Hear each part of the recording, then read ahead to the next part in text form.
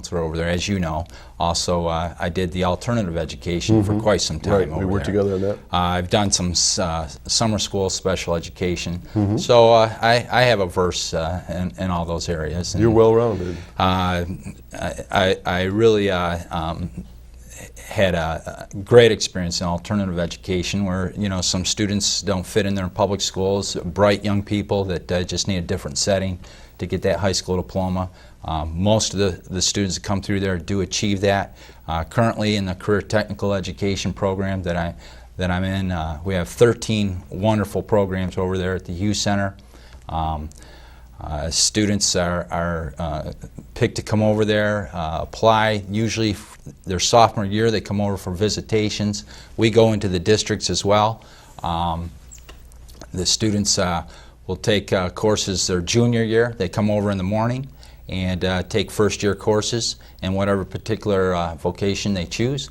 And their second year, their senior year, they come back in the afternoon and finish up. Okay, so let me jump in here now. So you said something about sophomores coming over and visiting. So now a sophomore would be about 16 years old? 15, 16, yeah. Okay, so is that too early, too late for kids to be thinking about their careers? Absolutely not. And they're trying to get kids more in tune to it. Their junior high school, 7th, 8th grade years, they're setting up exploration programs. They want to get kids involved in that. So now we're looking at 13, 14. Yeah. Okay, and here's the crux, okay?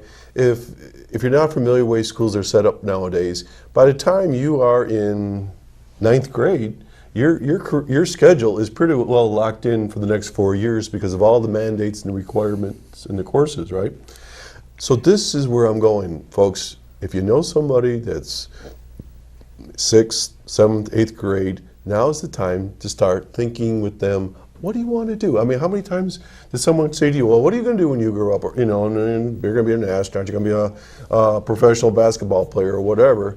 But what can folks do, in your mind anyways, when it comes to career and technology and education, and why? What's so important about that? Well, you mentioned with the grandparents and such out there, when they have their grandchild or some youth that they're working with, and they see that they have an aptitude or natural ability in the auto mechanic field or conservation or computer area, get them to continue to focus on that area because the demands in those fields are tremendous, and we need people in those fields, and that's what BOCES can do. They can train people for a 2-year career path and get themselves into employment into the Chautauqua County area. And we have adults even that are coming into our programs that are displaced workers that are taking these 2-year programs. I have an adult, Bob Evans, not from the restaurant, but he's a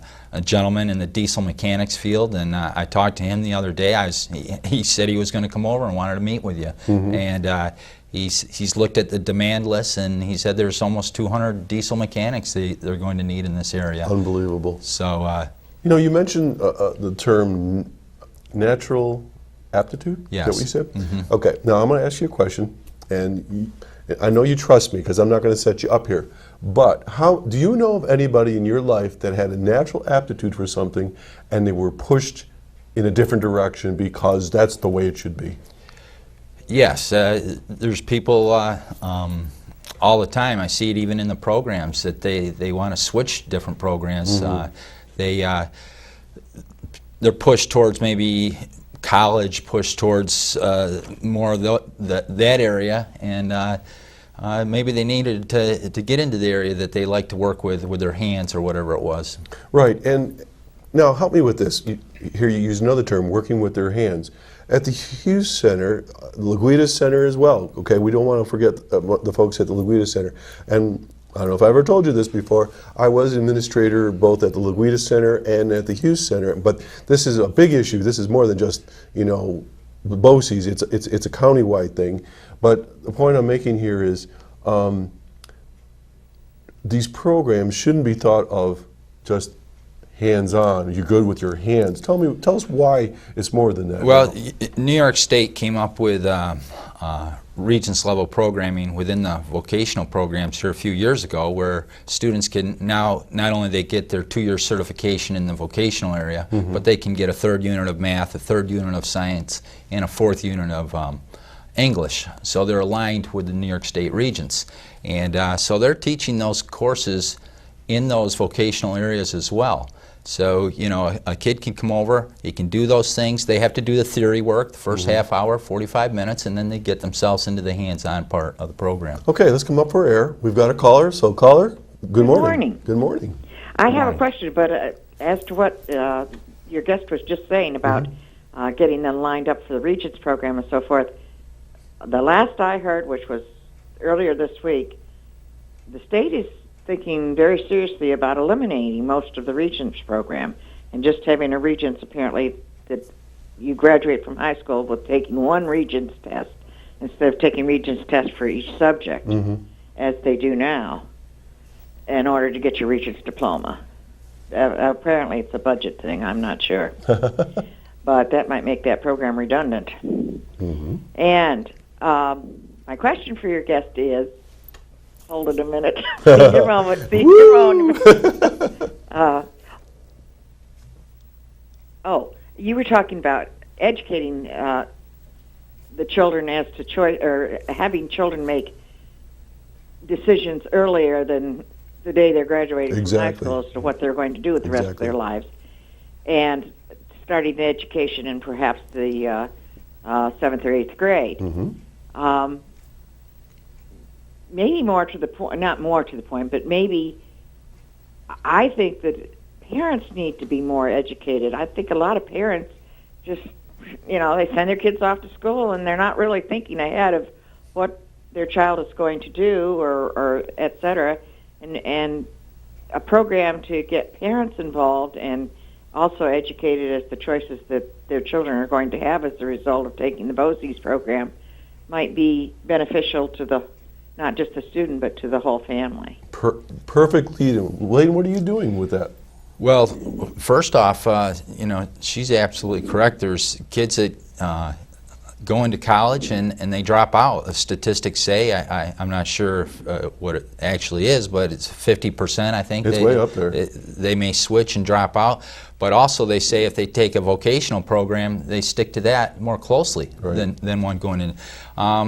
Again, these parents, grandparents need to call us over at the BOCES program. What's the number? 763-1801. Speak to me, speak to our principal, speak to the other counselors, so we can enlighten them out of all the programs that are available.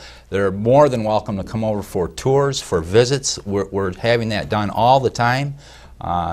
Their kids can come over. They don't have to be a sophomore. They could come over earlier, but normally it's the sophomores that come over because we want them to get into a program that they can actually see what they'll be doing, smell what will be taking place over there, and see if that's really what they want to do for their future. Well, that sounds like a good start anyways.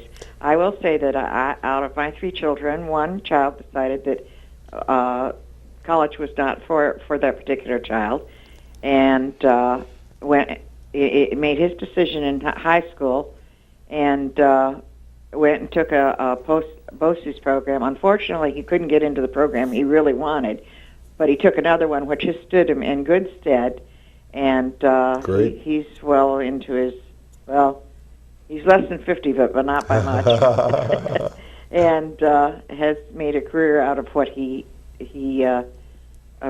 took in BOCES and so forth. Oh, that's a great story. Thank you.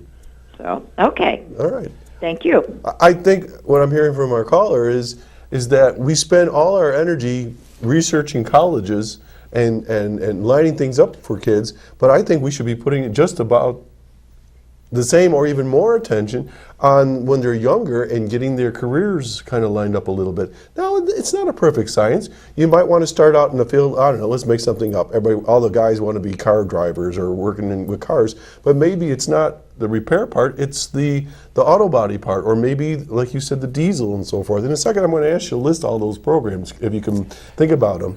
But the point is that it's the formative years. Get their juices flowing. Take them to work with you. Take them to where you used to work, or let them realize that if you're going to go in a particular field, this is what it's going to feel like and smell like, and this is what you're going to look like at the